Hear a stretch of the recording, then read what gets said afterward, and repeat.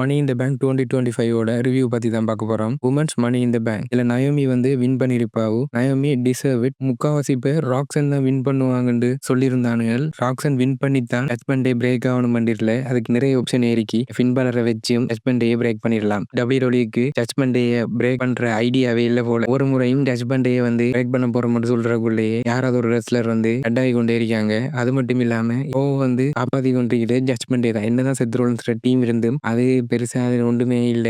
Judgement டே தான் draw rule பண்ணிக்கிட்டு இருக்காங்கன்னு சொல்லலாம். Women's IC championship லைரா வல்கரியா versus Peggy lynch part 3. உண்மையில சொல்றேன், இந்த பேப்பரியோட பெஸ்ட் மேட்ச் இதுதான். ரெண்டு பேரும் அவங்களோட பெஸ்டே கொடுத்துட்டாங்க. இதுல ஒரு ரெஸ்லருக்கு அகைன் ஒரு டைட்டில் ஷாட் கொடுக்கறதுக்கான மீனிங் எப்படியாச்சும் அந்த ரெஸ்லரை வின் பண்ண வைக்கணும்ன்றது பாக்குறதுக்காக வேண்டிதான். அதே தான் WWE இங்கேயும் பண்ணிருக்காங்க. பெக்கி லிஞ்ச் விஷயத்துல ஃபைனலா பெக்கி டைட்டில் வின் பண்ணிட்டாவும். வின் பண்ணி முடிய லைரா பெக்கி அட்டாக் பண்ணிட்டாவு. இந்த அட்டாக் பண்றதன் மூலியமா லைரா வல்கரியா ஒரு ஹீல் கேரக்டரா மாறிட்டாவன்றத WWE ஹிண்ட் பண்ணிட்டே இருக்கானுங்க.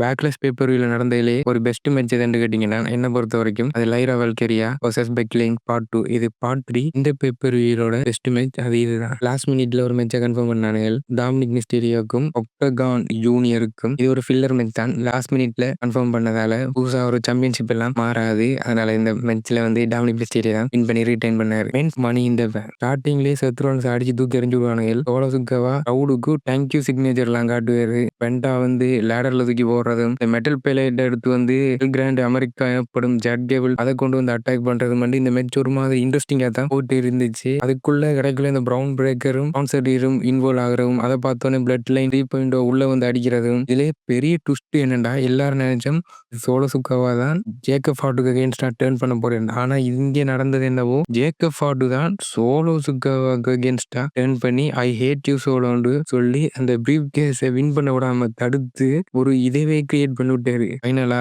விஷனரி செத்ரோலன்ஸ் தான் இந்த மணி இன் த பேங்க் வின் பண்ணாரு. நெக்ஸ்ட் மண்டே நைட் ராக்கு நிக்கி பெல்லா ரிட்டர்ன் வருவான்னு சொல்லியிருந்தாங்க. இது என்னதுக்கு இது அட்வர்டைஸ்மெண்ட் பண்ணிருக்காங்க இல்லைன்னா எவல்யூஷன் 2க்கு தான். எப்படிதான் அட்வர்டைஸ்மெண்ட் பண்ணவங்க ஜூலை மந்த்ல புக் ஆகுமெண்டு அதுக்காக வேண்டி தான். அதுக்கு பில்டப் பண்றதுக்காக வேண்டி நிக்கி பெல்லாவை களத்துல இறக்கி விட்டுருக்காங்க. மெயின் இவன் இந்த மேட்சோட மெயின் மோட்டிவே என்னண்டா, ஜான்சினாக்கும் கோடி ரூட்ஸுக்கும் சமஸ்லாம்ல மேட்ச் வைக்கணும். அதுக்கு அந்த ஸ்டோரி லைன் அது இந்த இதோட கண்டினியூவேஷன் தான் அந்த ஸ்டோரி லைன். இந்த மேட்ச்ல ஜான்சினாக்கும் லோகன் பாலுக்கும் மிஸ்கம்யூனிகேஷன் ஆகி குழம்பிட்டு நிப்பாங்க ரெண்டு பேரும். லோகன் பால் வர சீனாவை ஆக்சிடென்ட்ல ஒரு அட்டாக் பண்ணிடுவாரு. இந்த மெட்லயே ஹைலைட்டான ரெண்டு விஷயங்கள் என்னன்னு சொல்றேன்டா, அந்த ஒரு ட்ரோன் சூப்ளெக்ஸ் ஒன்று போடுவார் பாருங்க லோகன் பால். அது உண்மையிலேயே வேற லெவலா இருக்கும். அதோட சேர்த்து மூன் சால்ட் அது செம்ம. இப்ப WWE ரெஸ்லர் இப்படி செய்வானலாண்டே தெரியா. அந்த நிலைமையில ஒரு யூடியூப்ல இருந்து வந்த ஒருத்தன் இப்படி பண்றதை பார்த்து வாயை பொழந்து WWE ஹீரோனால் பார்க்கணும். முதலாவது நடுவுல ஒருத்தர் பூடி போட்டுட்டு சீனாவை அட்டாக் பண்ணுவான். யாரா அதை எடுத்து பார்த்தா R2. இதுதான் இந்த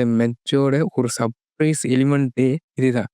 இதை யூஸ் பண்ணி கோடி ரூட் சீனாவை பின் பண்ணி சம்மர்ஸ்லாமுக்குள்ள எனக்கு உனக்கு தாண்டா ரீமேட்ச் ஸ்டேட்மெண்ட்டை விட்டுட்டு போயிட்டுருவாரு. டோட்டலாகவே இந்த பேப்பர் வியூ நல்லாவே இருந்துச்சு. சர்ப்ரைஸ் எலிமெண்ட் இருந்துச்சு. நல்ல மேட்ச் கார்டு புக் பண்ணியிருந்தாங்க. டோட்டலாகவே இந்த பேப்பர் வியூ நல்லா தான் இருந்துச்சு.